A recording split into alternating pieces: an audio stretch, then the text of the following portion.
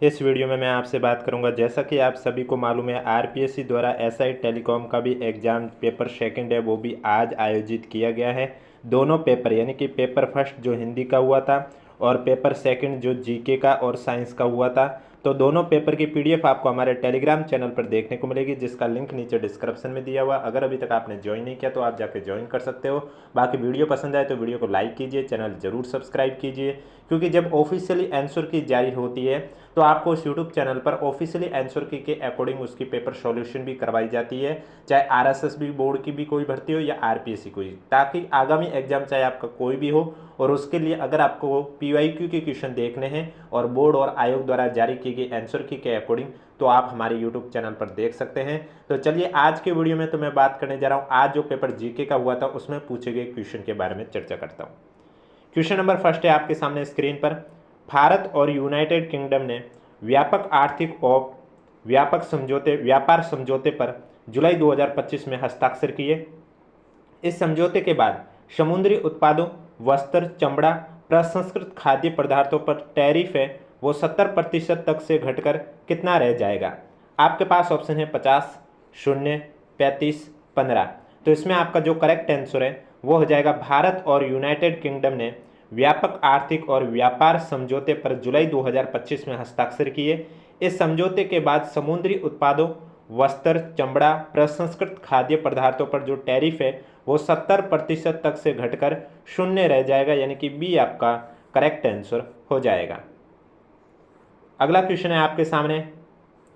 भारतीय मूल के कंप्यूटर वैज्ञानिक जिन्होंने संयुक्त रूप से सैद्धांतिक कंप्यूटर विज्ञान में 2025 का गॉडेल पुरस्कार साझा किया है, उनका नाम क्या था। आपके पास ऑप्शन है एम स्वामीनाथन, विप्लव दास गुप्ता, ईशान चट्टोपाध्याय, असीम बनर्जी। तो भारतीय मूल के कंप्यूटर वैज्ञानिक ईशान चट्टोपाध्याय हैं, जिन्होंने संयुक्त रूप से सैद्धांतिक कंप्यूटर विज्ञान में 2025 का गॉडेल पुरस्कार साझा किया है। सी आपका करेक्ट आंसर हो जाएगा। अगला क्वेश्चन है आपके सामने।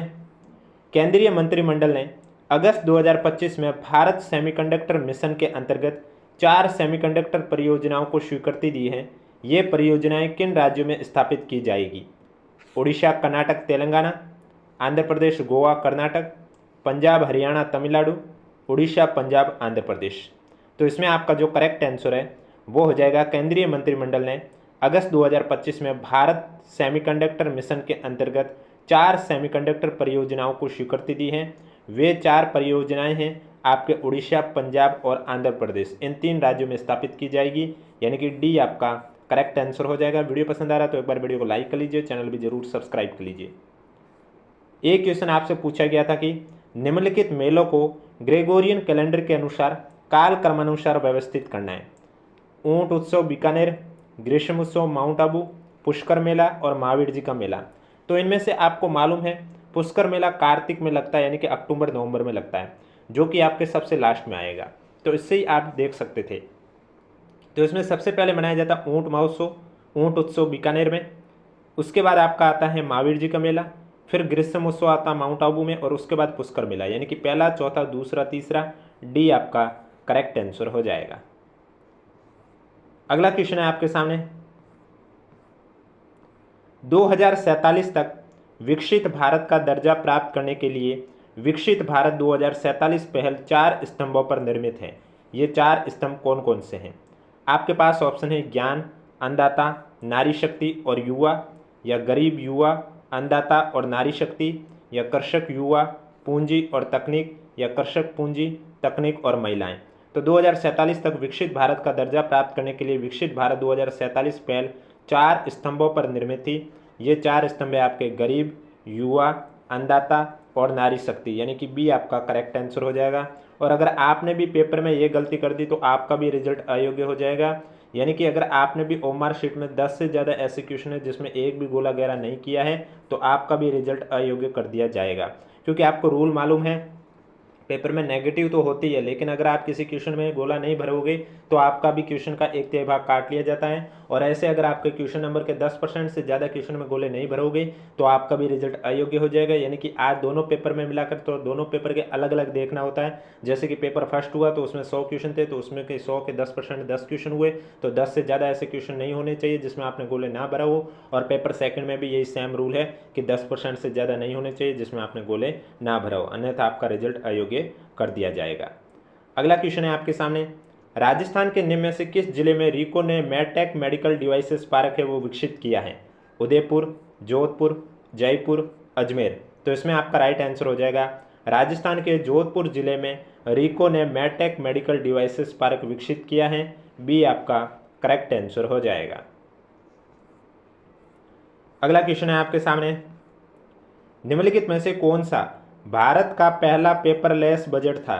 Union budget 2019-20, union budget 2022-23, union budget 2020-21, union budget 2021-22। तो भारत का पहला पेपरलेस बजट है वो आपका था यूनियन बजट 2021-22, यानी कि डी आपका करेक्ट आंसर हो जाएगा। नेक्स्ट क्वेश्चन है आपके सामने, राजस्थान राज्य विधिक सेवा प्राधिकरण भारत के संविधान के निम्नलिखित में से किस अनुच्छेद का परिणाम है? अनुच्छेद 39 ग, अनुच्छेद 39 च, अनुच्छेद 39 क या अनुच्छेद 39 क। इस क और इस क में इंग्लिश में फ़र्क आता है कि ये 39 क दे रखा है, ये भी क है, लेकिन ये कोष्टक में यानी कि स्मॉल लेटर ये है और ये कैपिटल वाला। तो इसमें आपका जो करेक्ट आंसर है वो हो जाएगा राजस्थान राज्य विधिक सेवा प्राधिकरण भारत के संविधान के अनुच्छेद 39A के परिणाम है, यानी कि राइट आंसर आपका हो जाएगा सी। अगला क्वेश्चन है आपके सामने, राजस्थान लोक सेवा आयोग यानी कि आरपीएससी के गठन से पूर्व निम्न में से कौन सी 3 देशी रियासतों में लोक सेवा आयोग कार्य कर रहे थे? अलवर भरतपुर धौलपुर, झालावाड़ बांसवाड़ा डूंगरपुर, जोधपुर जयपुर बीकानेर, कोटा उदयपुर जैसलमेर। तो इसमें आपका जो करेक्ट आंसर है वो हो जाएगा आरपीएससी के गठन से पूर्व 3 देशी रियासतें जोधपुर, जयपुर और बीकानेर थी जहां पर लोक सेवा आयोग कार्य कर रहे थे, यानी कि सी आपका करेक्ट आंसर हो जाएगा। अगला क्वेश्चन है आपके सामने, निम्नलिखित को सुमेलित कीजिए। एक साइड है विधायी विषय और दूसरे साइड संविधान में उल्लेख है, आपको सुमेलित करके करेक्ट आंसर बताना है। तो इसमें सबसे पहले कृषि भूमि से भिन्न संपत्ति के संबंध में संपदा शुल्क है, तो इसमें आपका हो जाएगा संघ सूची के अनुसार। फिर है मादक द्रव्य का उत्पादन, तो इसमें आपका जो हो जाएगा राज्य सूची। विवाह और विवाह विच्छेद की बात करें तो इसमें आपका हो जाएगा समवर्ती सूची। और नगरीय निर्धनता उन्मूलन की बात करें तो इसमें हो जाएगा 12वीं अनुसूची, यानी कि दूसरा, तीसरा, चौथा, पहला करेक्ट आंसर हो जाएगा, डी आपका राइट आंसर हो जाएगा। अगला क्वेश्चन है आपके सामने, निम्नलिखित में से कौन सा सही सुमेलित नहीं है? एक साइड उद्योग है और दूसरी साइड वो कहाँ पर अवस्थित है, आपको सुमेलित करके ये बताना है कि कौन सा सही सुमेलित नहीं है। Shri cement Beawar, JK tyres Kota, Mewar sugar mills limited Bhopal Sagar, worsted spinning mill Churu. तो इसमें जो जेके टायर्स कोटा दे रखा है ये गलत है, क्योंकि आपको मालूम है जेके टायर्स उद्योग है ये राजसमंद में स्थित है, यानी कि बी आपका करेक्ट आंसर हो जाएगा। अगला क्वेश्चन है आपके सामने, 2011 में राजस्थान की कुल जनसंख्या में अनुसूचित जाति यानी कि एससी कैटेगरी की जनसंख्या का प्रतिशत कितना था? 17.8, 17.2, 16.9, 17.5। तो 2011 की जनगणना के अनुसार राजस्थान की कुल जनसंख्या में अनुसूचित जाति एससी कैटेगरी की जनसंख्या का जो प्रतिशत है वो 17.8% था, यानी कि ए आपका करेक्ट आंसर हो जाएगा। अगला क्वेश्चन है आपके सामने, निम्नलिखित में से किस नदी का उद्गम मध्य प्रदेश से होता है, यानी कि विंध्याचल से होता है? आपके पास ऑप्शन है सोम, बाणगंगा, पार्वती, कोठारी। तो इसमें आपका पार्वती राइट आंसर हो जाएगा, जिसका उद्गम मध्य प्रदेश से होता है। नेक्स्ट क्वेश्चन है आपके सामने,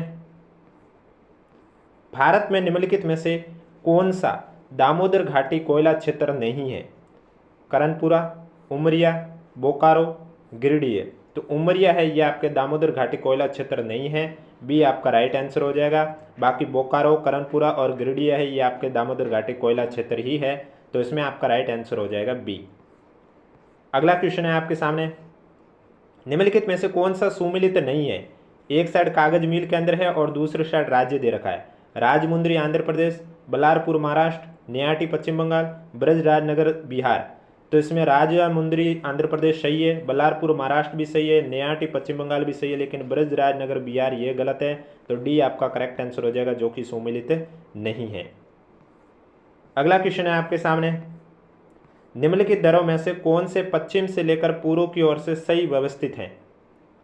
सिपकिला, जेलेप्ला, लिपुलेख, बोमडिला, जेलेप्ला, सिपकिला, लिपुलेख, बोमडिला, लिपुलेख, सिपकिलाल, जेलेप्ला, बोमडिला, सिपकिलाल, लिपुलेख, जेलेप्ला, बोमडिला। तो पश्चिम से पूर्व की ओर का अगर मैं क्रम बात करूं दरों में, तो डी आपका करेक्ट आंसर हो जाएगा, यानी कि सिपकिला पश्चिम में, फिर लिपुलेख, फिर जेलेप्ला और फिर बोमडिला। तो डी आपका राइट आंसर हो जाएगा। अगला क्वेश्चन है, पंपोर तथा पुलवामा करेवा जाने जाते हैं किसकी कृषि के लिए? केसर की, कपास की, इलायची की, अदरक की।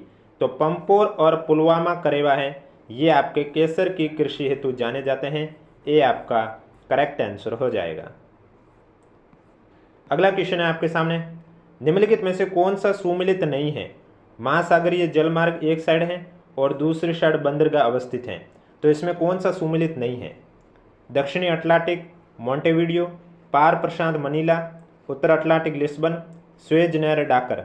तो स्वेज नहर डाकर है ये आपका सुमिलित नहीं है, डी आपका करेक्ट आंसर हो जाएगा। बाकी दक्षिण अटलांटिक मोंटेविडियो सही है, पार प्रशांत मनीला सही है, उत्तर अटलांटिक लिस्बन भी सही है।